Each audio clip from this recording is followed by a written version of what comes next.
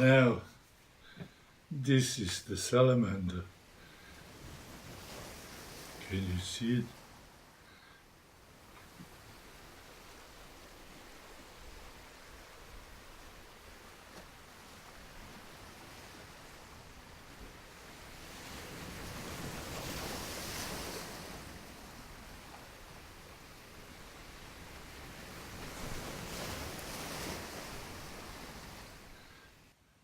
And the salamander is living in the fire.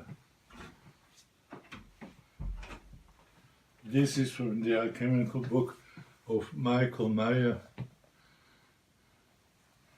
Atalanta Fugiens. The salamander is living in the fire and feeding from the fire. And I think this is a good image of what individuation process and analysis is. Fire is a symbol of emotion, of inner fire, of being gripped by emotions. And he is feeding. So this fire is even nourishing something in us which wants to grow. And only with the fire it can grow. And recently I have an insight and I saw that my salamander is down at the bottom of the sea, but it is fed by the fire. The dragon is flying away from the bottom of the sea. He could escape. He was volatile, as the alchemists say, but the salamander had to nourish himself from the fire. And then later I had a dream that a boy was sitting on the square and I was passing by him and I was spitting out, and he was in the dream then upset that I was spitting out, that I was despising him. And I thought, now the salamander is the boy. He was about 6, 7 years old. He's the boy, and I shouldn't spit because I despise being so stupid and so undeveloped. And the boy is undeveloped, that's clear, but he has not to be despised. So there we start with our work.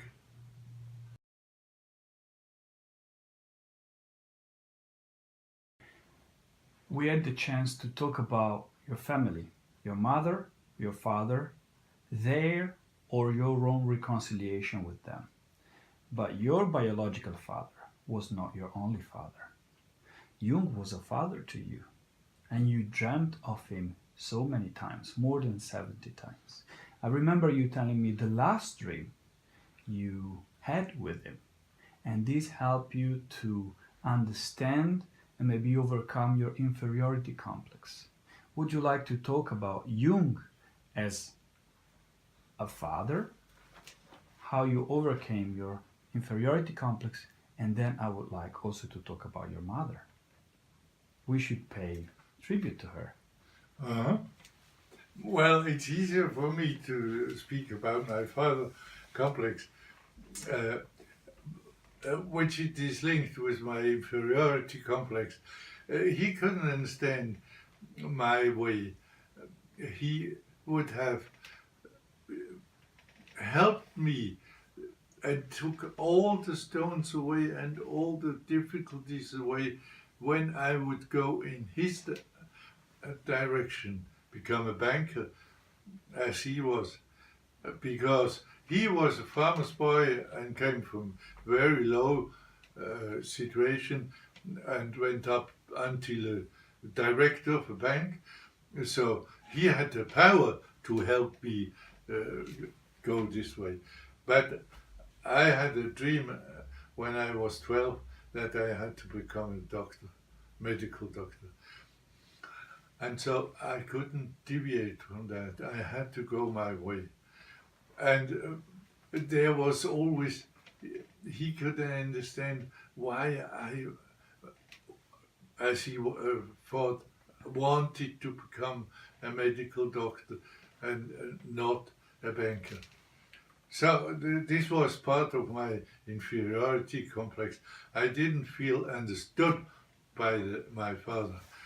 And then one day I thought, but if Jung would be my father, then he is a psychologist and he has a lot of understanding for psychological. He would have understood. And until I came across a dream of Jung's son, which he had. And he saw his father driving with the car to and through and manipulating and managing, and thought, is he crazy or is he drunk? And then I thought, aha, yeah, it's not so easy to be the son of a famous genius. So I'm happy that I'm not the son of Jung, because Jung's son had his own difficulties with his father. Because have you ever heard of the son of Goethe or any famous people? They are nobody, because these geniuses are overwhelming for them. So this was a good insight which I had.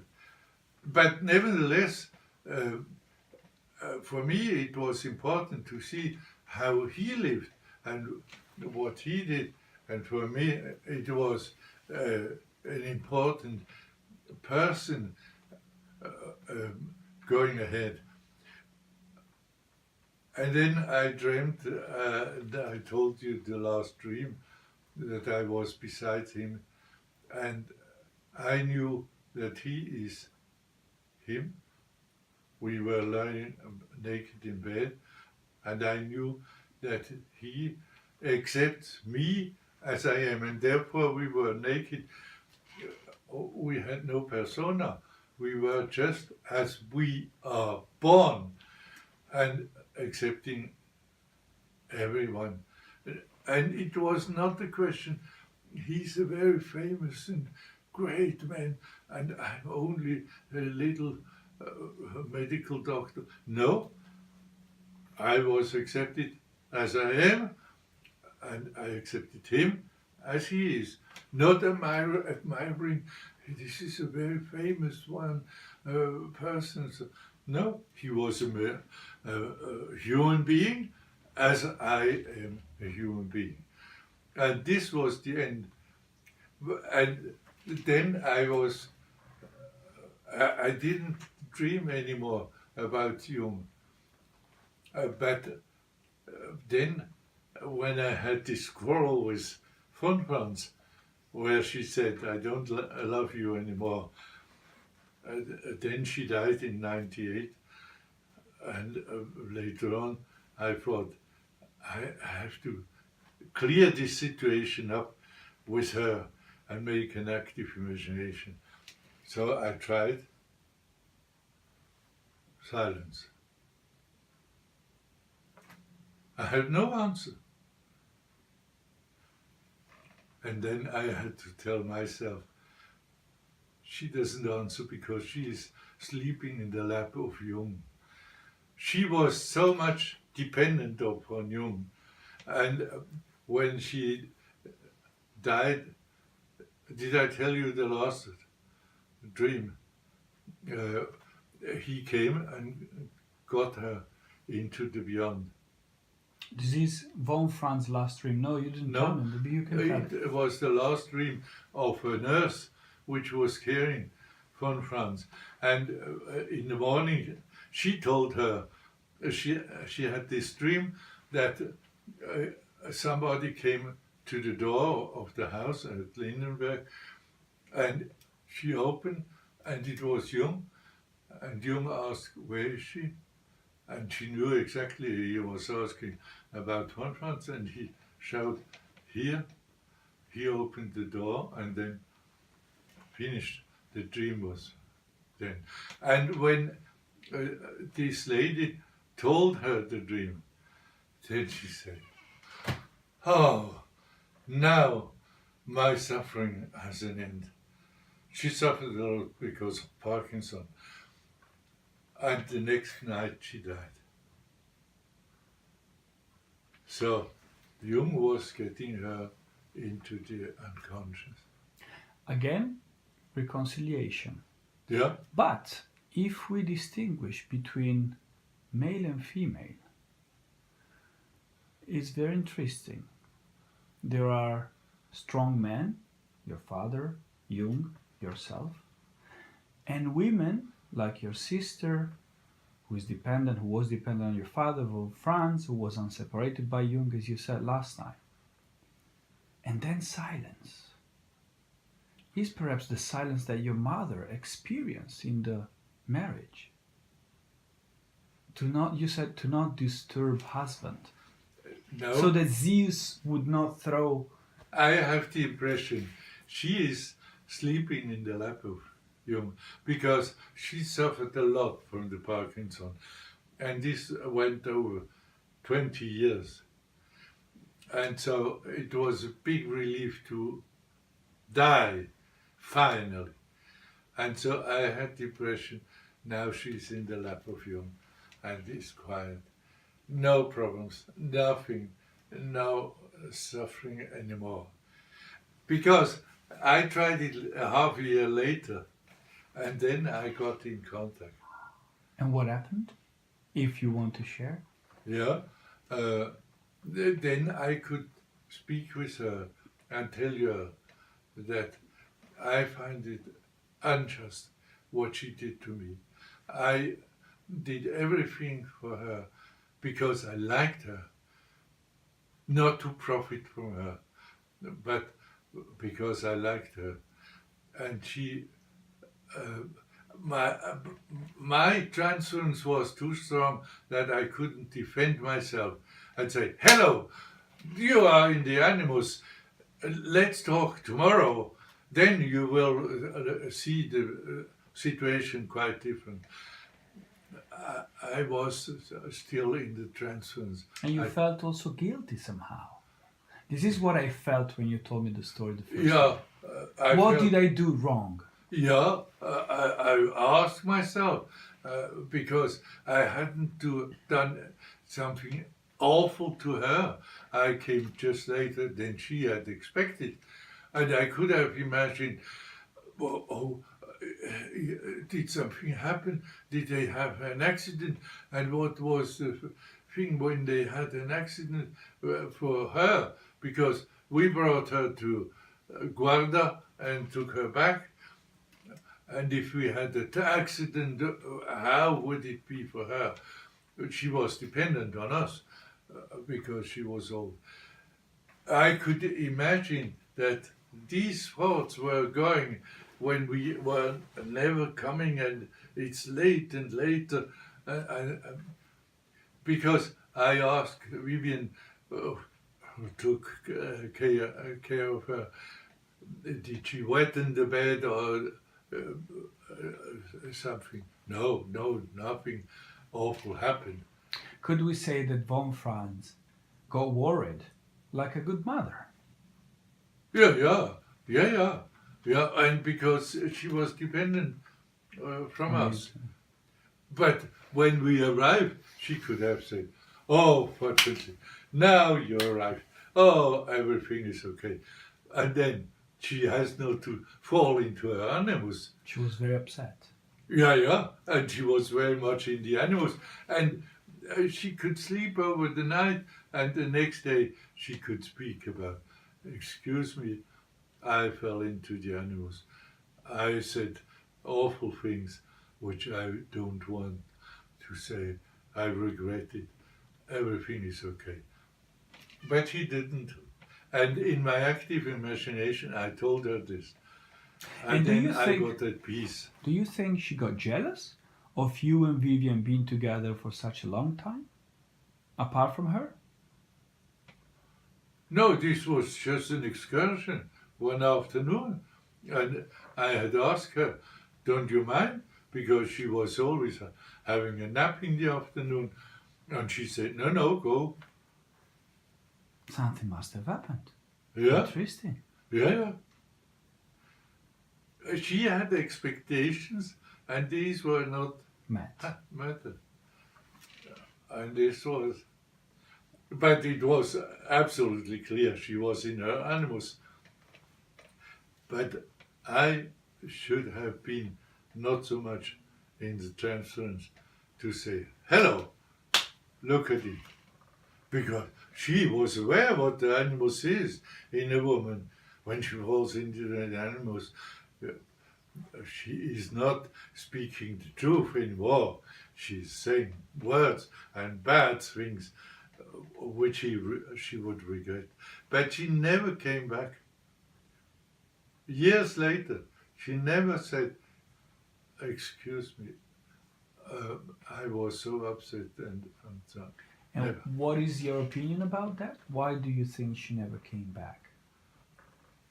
This was something which had to be dealt with when she was dead, and therefore I made an active imagination to tell her, listen, and now I can tell you, I'm no more in the transference. I can tell you how the things really were. Jung, von Franz, and Ribi are three intellectuals that know a lot about alchemy. Would you like to share perhaps some of your alchemical dreams? And maybe even to suggest us how we can spot when a dream is an alchemical dream. Yeah, yeah. When shall we do this? Now? Do we have time? Yeah, Yeah. absolutely. Maybe we can pick up one or two dreams. Yeah, because then I have to show you the picture of this dream, which I mentioned yesterday in the lecture, with the big breasts. Because when you know this picture in alchemy, then it's absolutely clear. But Let's start from the dream. yeah, Because you said you had a dream yeah. and you couldn't make sense of this dream. No. What is the dream? The dream was, I see a lady with big breasts, and she is unraveling, opening the bra, and showing me the breast. If we were Freudian, would be a wish dream. Yeah, of course. If we were Kleinians, would be a need of mother. Yeah, and I like breasts. They are important for me, women breasts. And so it was a nice dream for me to have, but I didn't understand anything from alchemy. If I would have seen this picture, it would have been clear. The picture is that Mater Alchemiae is sitting, and on both sides are the philosophers, the alchemists, and they are suckling from her breasts. And in my dream, she had big nipples, so they are suckling from her breasts. But her milk is the wisdom, sapientia, the wisdom which the alchemists want to get from Mother Alchemia. And so when you know the picture, which is in the manuscript of the Aurora Consurgens, which is at the Central Library, and which von Franz was working then you understand, then it's obvious. But as I didn't know anything about, I couldn't understand it. But fortunately, I had her as an analyst, and she told me immediately. And as a mater sapienza, Yeah. from whom were to suck from so that you could get nourishment. Mm-hmm. How old were you when you had this dream? It was 1971, right? Yeah, 40. Hmm. I was 40.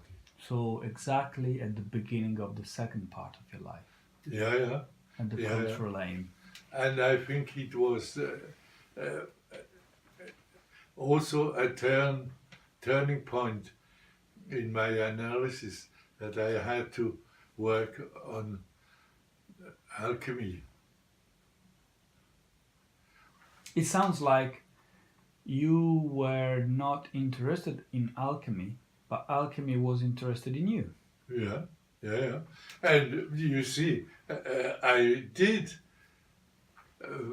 these experiments for myself as a student, and I was always interested. We had practice in chemistry with devices and so on. This was fascinating for me. All these tubes and balls and the substances which are going from one to the other side and all that. This is, there was in me also a sort of alchemical unconscious dream, like in von Franz and Jung too. But I didn't know and I didn't understand at the time. Mater sapienza is a beautiful expression of the lifelong nourishment to reach wisdom and to understand if our life has a meaning, why we are here. Yeah. And you know, there are other pictures where they show Mother Nature is guiding and holds the light, and the philosophers, the alchemists, are just following the path and where her steps were going. So it is a natural path, nothing artificial, nothing just intellectual. You are just following the path of nature. But it seems so difficult to follow the path of nature in a rational world like the Western world, isn't it? Yeah, and therefore it was important that my father got access to the irrational side. He was too irrational, and therefore he couldn't understand. Once he told me, I had a colleague of you to tell him what he had to do with his money. And then he told me he earned 700,000 francs a year. He didn't say more, but for me it was, if you would earn so much, then I could understand as a medical doctor. Like he was from the Tessin, from the Italian-speaking part. But you are a poor medical doctor who doesn't earn much. Again, putting me down. The father complex is still there. No more. No. I have not much money left for my old age because I bought these alchemical books and all these things and read all the excerpts here, which you can see. And if I would have saved the money, then I would be a rich man. But I was not interested so much. He was, much more interested. Because also he was a poor farmer's boy. And one day he told my sister, I'm a millionaire. He needed to compensate his origins. Yeah. But this Because is the drama of our contemporary world. yeah, because having reached the border of 1 million francs, then he became somebody. He was somebody. And this is the other thing which I told you before, that people nowadays want to be famous and have this charge and the other charge and being known in public and so on, to be somebody. We are what we are from our inner personality. These are charges which are given to us to be the CEO of that and president of this.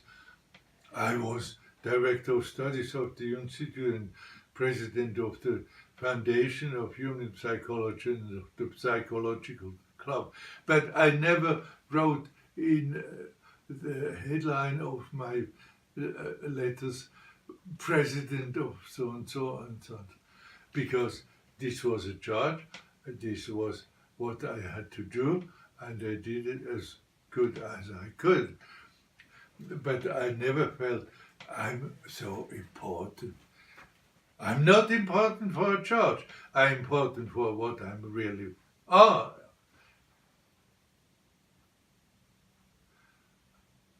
And the rivalry among the Jungians and so on, I think they should know from Jungian psychology that there is something else which matters, which really matters, than to be famous, to be known, to write, I'm a president of this or that. And therefore, for me, these things were not important anymore.